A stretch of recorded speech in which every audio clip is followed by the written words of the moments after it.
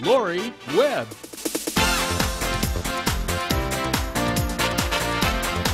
Hi everyone, welcome to today's Seniors Living Well. Make 2013 your lucky year.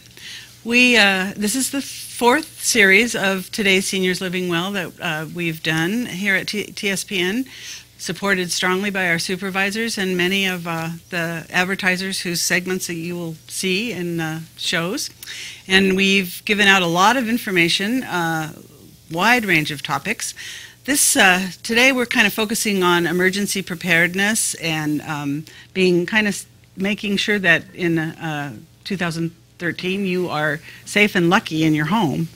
Now, we are lucky to have one of the premier ambulance companies and emergency services in the state, if not the nation, as far as I'm concerned. When I tell my friends in other areas about it, they go, "They have a what?"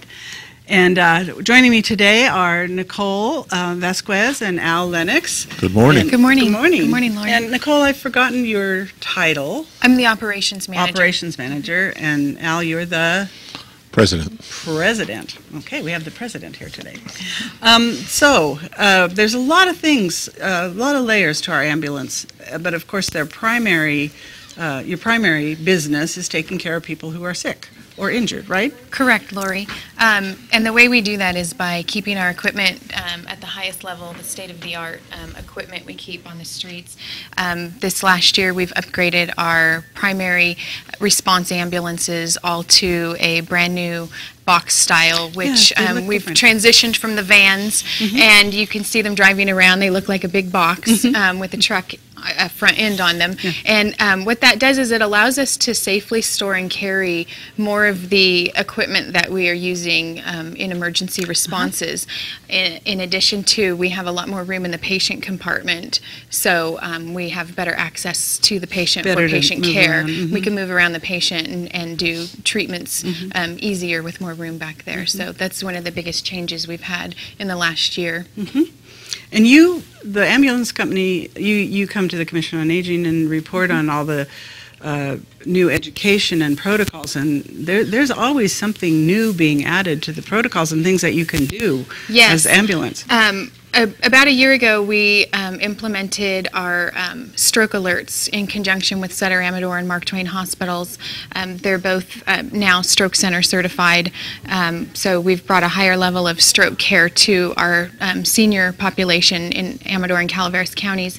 In addition to, this year we're very excited, we started a sepsis pilot program. A sepsis is a form of a systemic, very serious life-threatening infection that affects a lot of our elderly population. It can affect younger population as well, but it really targets the elderly population.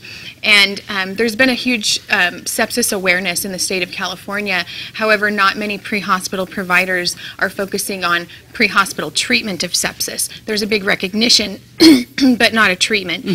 We are the first pilot study in the entire state of California that's actually implementing recognition and treatment protocols pre-hospital for our patients. So we're very excited about that. We're in the middle of a 6-month study, and we're really excited to start looking at the data.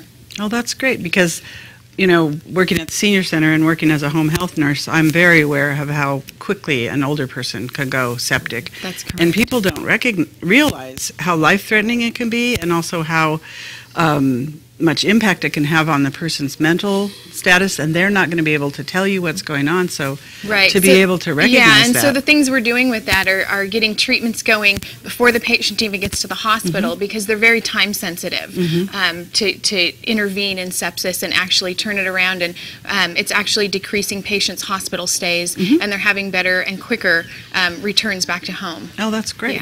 Yeah, that's wonderful.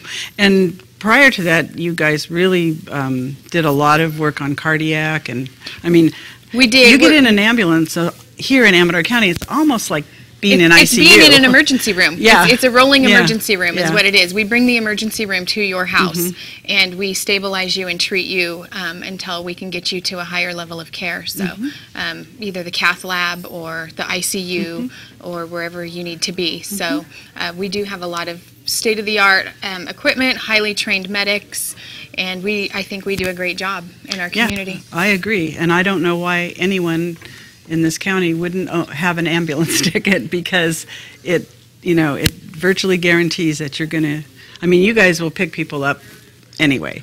Yes. But with the ambulance ticket, we're supporting this incredible That's correct. agency. Yes, we are. I brought a little something, an example of our ambulance tickets. We've been selling ambulance tickets for over 70 years. And I'm going back into the 30s where they were $3. And 1933 was a big year. It went from $3 to $5. And that must have been a tremendous hit for some Shock, people in yeah. 1933. But we've been selling our ambulance tickets since the 1930s. They're now $50. And with the price of health care being what it is today, what we don't want to do is price anybody out of our services. That's the goal. So if you purchase an ambulance ticket, we'll bill your insurance, but that's full payment for services rendered.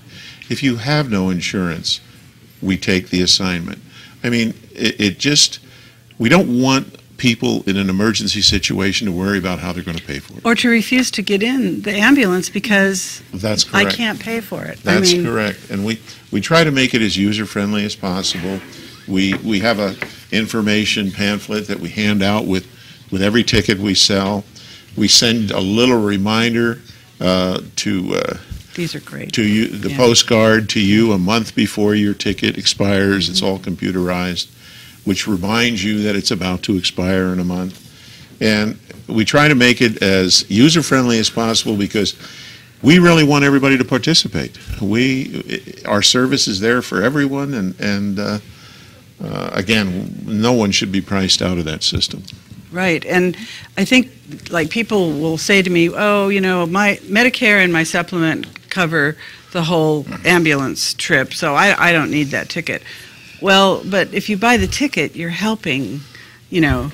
That too, and there is also one little thing you might want to know, and that is, that's true, Medicare law and supplement law, that's full payment for services rendered. However, if that claim is denied, Right. if that claim is denied, then you would be responsible for the ticket. And if you have an ambulance ticket, we don't charge you for that. So it's not only, it's a safety net for you to use our system. And one time in a commission meeting, I don't remember whether it was you or Nicole, talked about what percentage of claims just sort of get denied, and you have to go back and appeal them, and that happens with ambulance trips sometimes. Absolutely. With a lot of the insurance companies do some Monday morning quarterbacking. In other words, they'll look at it and say, well, we don't think that needed. Well, 9 times out of 10 they're wrong, or 9.9 times out of 10 they're wrong. But the bottom line is the ticket is, you shouldn't have to worry about that. Right. Is this covered? Isn't it covered? Right. You should just say, look, we need their help. Let's get out there. Let's give them a call and let's get them out there. Dial 911 and goes through the Amador County Sheriff's dispatching, and they do an outstanding job. And we're actually very fortunate to have them as a partner in EMS. So it's a good system. It is, and it's kind of unique to Amador and Calaveras County. I don't know if there are any programs like that anywhere in the state other than here. Not that I'm aware of. Okay, yeah. I have had some companies call me and ask for information regarding them, and their response was, I don't think we can afford that. Well, hopefully we'll be able to support you and I'm sure. keep This county that up. has always been very supportive of ambulance services. And the ambulance company was also instrumental in helping the Commission on Aging start the Vial of Life program. And Nicole, I see you have a vial here. Yes, this is the Vial of Life. It's not really vial-shaped anymore, but... It was started about 10 years ago in conjunction with American Legion Ambulance and the Commission on Aging. You can get these at the Senior Center. We request that you have a $2 donation to help keep the program going.